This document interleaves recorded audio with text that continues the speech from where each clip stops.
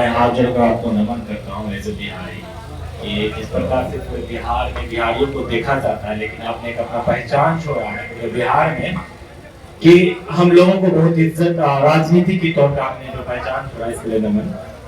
As a Bihari एक question और है सर हमारे बीच कि मैंने आपका सर आपकी अदालत से भी ये सुना था और अभी भी मैंने सुना है कि हम लोगों का जो मोटिव है कि दूसरे स्टेट के लोग यहाँ पर आए और वो काम करें।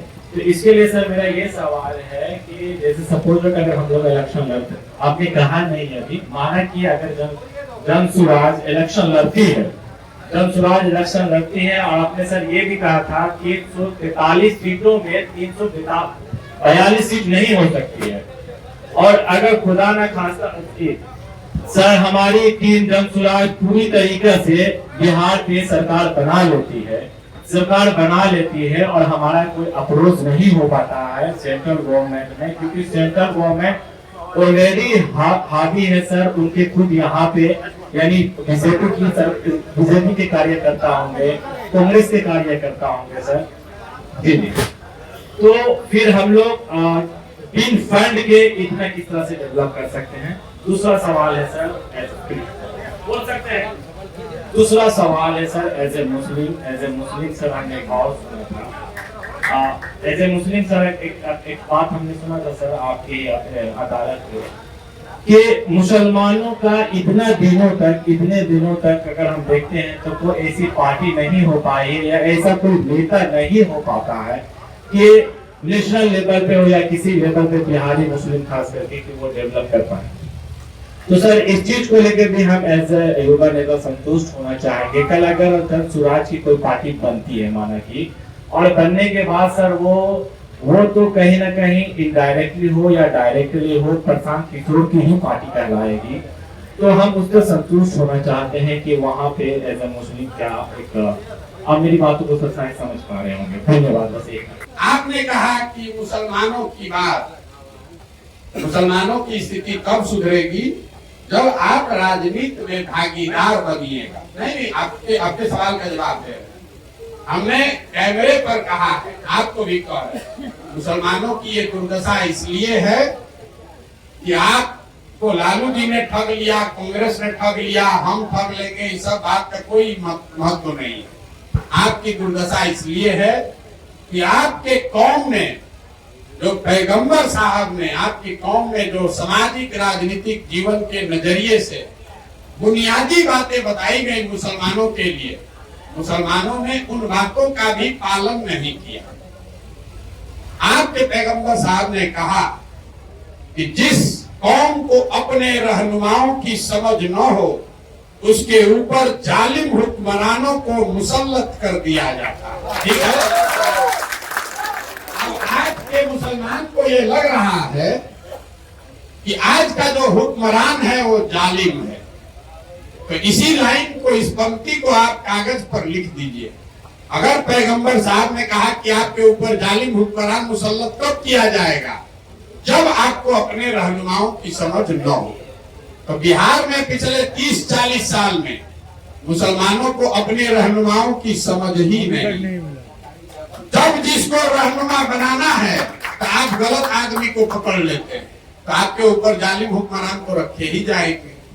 आपकी कौम में ये बताया गया कि बिना जद्दोजहद के जीवन में कुछ हासिल नहीं हो सकता। हम गलत बोले तो बताइएगा, कौम में ये बात कही गई है।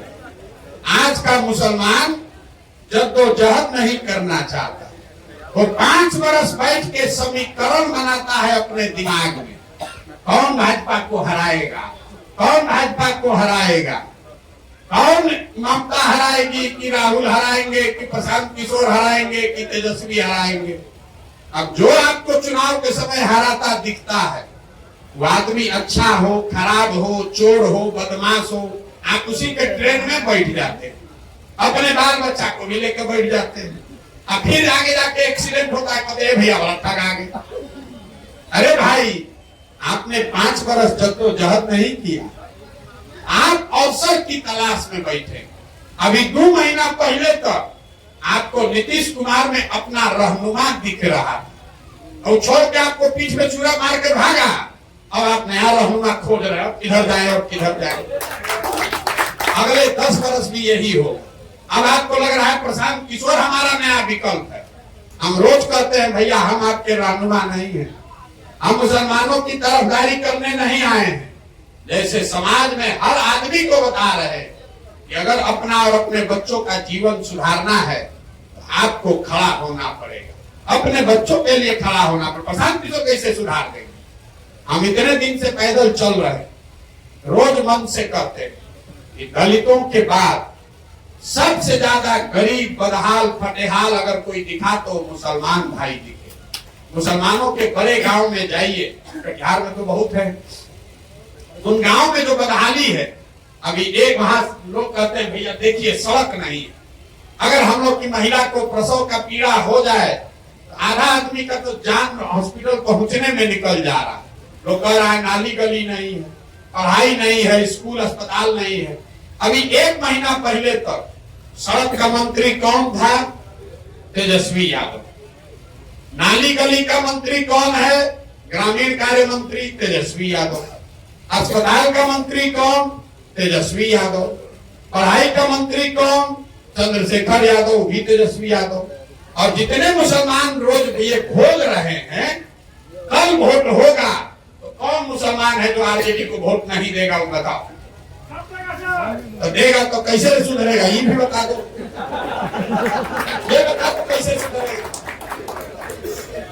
हमने आपको प्रेस वार्ता में बताया कि बिहार की बदहाली का कारण है यहाँ की बंधुआ मजदूरी।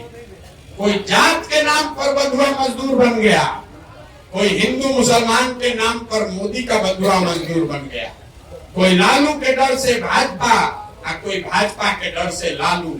यहाँ अपने बच्चों के लिए कोई वोटे नहीं कर रहा है तो आपका स्थिति सुधरेगा कैसे? सब खड़ा होकर भाषण कर रहा है। अरे आपकी माता बहन को जब प्रसव का पीड़ा होता है और रोड खराब आपको दिखता है तो जो रोड का मंत्री है उसको आपको पूछना न चाहिए, लेकिन सबसे बढ़कर जाकर आप उसको वोट दीजिएगा। तो भी जान रहा है कि हम सड़क बनवाए चाहे नहीं, मुसलमान जाएगा कहाँ? इसको तो वोट देना ही है। मोदी जी को भी लगता है कि कहाँ जाएगा, लालू जी के डर से सब हमको देवे करेगा, फैक्ट्री लगे चाहे न लगे। आप जरा बताइए जितने यहाँ मोदी जी के भक्त लोग हैं, हम रोज मन से ही बात करते हैं। 10 वर्ष से मोदी जी प्रधानमंत्री हैं। 10 वर्ष में मोदी जी ने बिहार के लिए कुछ किया कि नहीं किया इस बात को छोड़ दीजिए, बहस में मत पड़िए। मोदी जी के प्रधानमंत्री बनने से आपका फायदा नफा हुआ कि नहीं इसको भी छोड़ दीजिए। आप तो भक्त हैं, भक्त को तो कुछ नहीं चाहिए। 10 वर्ष में मोदी जी ने बिहार के विकास के लिए अगर एक बैठक किया है, काम नहीं, एक बैठक किया है, इसका हमको प्रमाण समाचार पत्र में खबर दिखा दीजिए। हम कल से सब वापस लेकर मोदी जी का फिर से नारा लिखेंगे, फिर से उनका झंडा लेकर घूमेंगे। जिस नेता ने 10 वर्ष में आपके राज्य के लिए, आपके बच्चों के लिए एक बैठक नहीं किया, अभी चुनाव होगा। जिस दुलाल चंद गोस्वामी को आप लोग गरिया रहे हैं, सब आदमी जाकर कहेगा मोदी जी को प्रधानमंत्री बनाना है। छोड़ो ना दुलाल चंद को कौन देख रहा है, मोदी जी को देना। जाके फिर बटन दबाइएगा। फिर प्रशांत किशोर पद यात्रा में आएंगे, कहेगा भैया सांसद हमारा बड़ा निकम्मा। तो भैया निकम्मा है तो वोट तमिलनाडु का आदमी दिया है 5 लाख। जब तक आप देखिए, नेता जो है वो आपके आंदोलन से नहीं डरता है, नेता आपके गरियाने से नहीं डरता है, नेता एक ही चीज से डरता है, वोट से। घर में बैठा के 4 जूता मार दीजिए, बाहर निकल के वोट दे दीजिए, खुश है। ये नेता समझ लीजिए। घर अंदर कमरा में बैठा के आदमी कहता है गाँव में आए थे घेर लिए, आप समझ रहे हैं बड़ा वीर है। नेता कहता है चलो हमको गांव में घेर लिए, वोटवा तो दिया ना भाई, अब भेटाने वाले हैं 5 साल लोग को। अगर नेता को सिखाना है तो वोट के दिन जगना होगा, नहीं तो 5 वर्ष आप आंदोलन करते रहिएगा, उससे नेता नहीं घबराता। तो राजा है ये है, आपको दिन हल्ला करना है कर लीजिए, हल्ला क्या उससे होने वाला। इसलिए वोट के दिन जगिए, बंधुआ मजदूरी मत कीजिए। हिंदू है, मुसलमान है, अगड़ा है, पिछड़ा है, बंधुआ मजदूरी मत कीजिए, तभी जीवन सुधरेगा। जब नेता डरेगा कि हम काम नहीं करेंगे, हमको वोट नहीं मिलेगा, तब न काम करेगा। एक आंकड़ा आपको दे रहे हैं, दक्षिण के जितने राज्य हैं जहां आपके हमारे बच्चे आजकल जाकर मजदूरी करते हैं, केरल, तमिलनाडु, कर्नाटक, आंध्र प्रदेश, तेलंगाना, इतने राज्यों में आज तक 10 वर्ष से ज्यादा कोई आदमी मुख्यमंत्री नहीं बना। तो ये राज्य सब आगे है। क्यों? हर आदमी जो कुर्सी को बैठता है उसको डर है, भैया काम करो नहीं तो हटा देगा। बिहार में 32 वर्ष से लालू नीतीश, लालू नीतीश, लालू नीतीश से आगे देख रहा ही नहीं। अरे भैया, किसी ने कहा आप पर भरोसा कैसे करे? अरे भाई 5 वर्ष नया किसी पर जिस पे भरोसा करना है 5 वर्ष करो, ना भर नहीं होगा उसको हटा देना, हम पर काहे करोगे? लेकिन जो आदमी 30 वर्ष से भरोसा तोड़ रहा है उसी को वोट देने से तो अच्छा है कि नया आदमी पदाव लगाओ भाई। आना तो जो मार रहा है रोज उसी को वोट देते रहोगे तो आगे भी मार खाते रहोगे। नमस्ते हमारे प्रिय दर्शकों, आप सबका हमारे चैनल में बहुत बहुत स्वागत है। आप लोग ऐसा ही हमारे साथ प्यार बनाए रखें और चैनल को ज़्यादा से ज़्यादा शेयर करें, लाइक करें, सपोर्ट करें, जिससे मुझे मोटिवेशन मिले और आप लोग के लिए ऐसा ही रेगुलर वीडियो डेली आते रहेगा। इसलिए आप हमारे चैनल को सब्सक्राइब करें। जय हिंद।